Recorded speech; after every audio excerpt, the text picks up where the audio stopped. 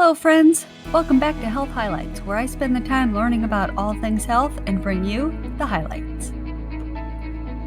What kinds of fats should we be eating? There are many to choose from, and as mentioned in a previous video, refined oils are terrible for us. Let's begin with a quick review about fat. In 1980, the government recommended to eat low fat and 6 to 11 servings of grains per day in their food pyramid. In theory, this would be healthy. Fat has 9 calories per gram, and protein and carbs have 4 calories per gram. If you eat less fat, you are eating less calories, so you will lose weight or maintain a healthier weight easier, right? This recommendation actually turned out to contribute to weight gain because eating isn't just a math problem of calories in and calories out. It involves hormones, which direct fat in and out of cells. As we've discussed in previous videos, when sugar and starch are eaten, blood glucose goes up, releasing insulin, which tells your cells to store fat and don't let it out of your cells.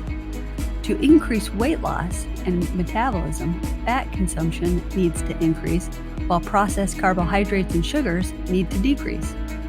A study gave people the same calories, but changed the percentage of fat and carbs. The first group had 60% of calories from carbs, 20% fat, and 20% from protein. The other group had 60% of calories from fat, 20% from carbs, and 20% from protein. The group that consumed 60% of calories from fat burned 300 more calories per day by doing nothing else. Fat speeds up metabolism and helps you release fat from cells. Fat also keeps you satisfied and removes cravings. If you eat fat, you are not craving all the time. You are not hungry. Fat is brain food.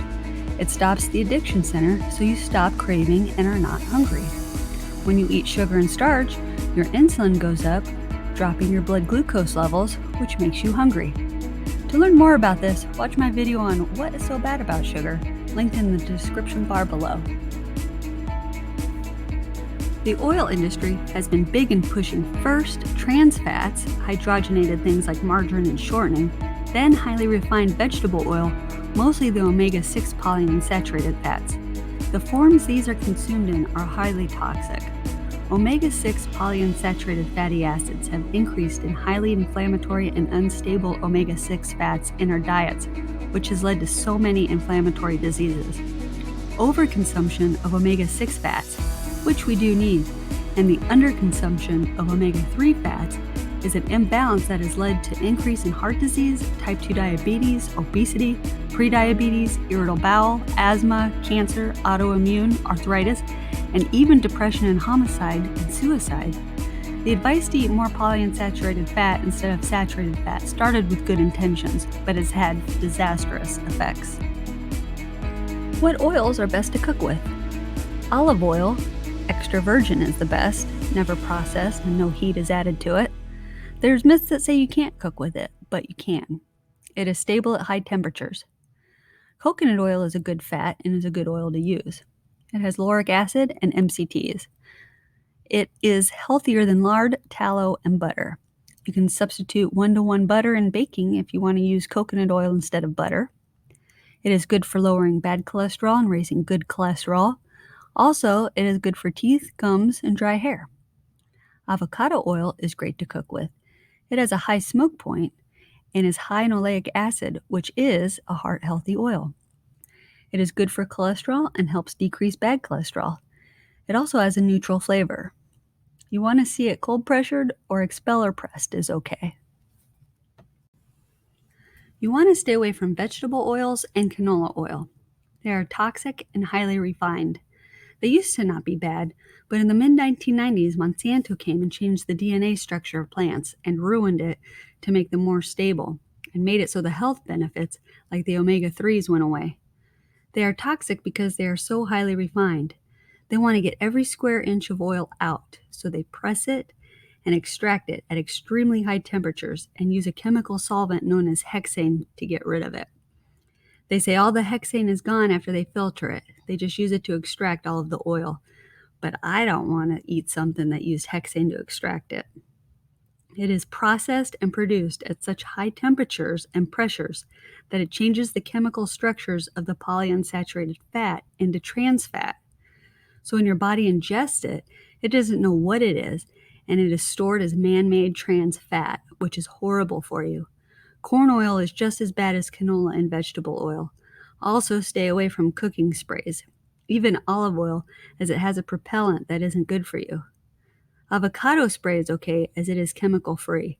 It doesn't use a chemical to get the spray out of the bottle. If you can find sunflower oil that is expeller pressed, that is fine. If it isn't expeller or cold pressed, it is refined. Grapeseed oil should be cold pressed, virgin, or expeller pressed only. Otherwise, it is just as bad as the other oils, highly refined, and uses hexane, high heat, and no flavor. Ghee is clarified butter and has all the same nutrients as grass-fed butter and has high vitamin D, vitamin A, omega-3 fats, CLA, and butyric acid, which helps boost immunity and fight inflammation. In summary, cut out all refined oils, canola, vegetable, and corn to name a few, which keep in mind are in most processed foods. Choose organic, unrefined, cold-pressed, or expeller-pressed oils. Organic helps to limit the amount of GMOs and hexanes.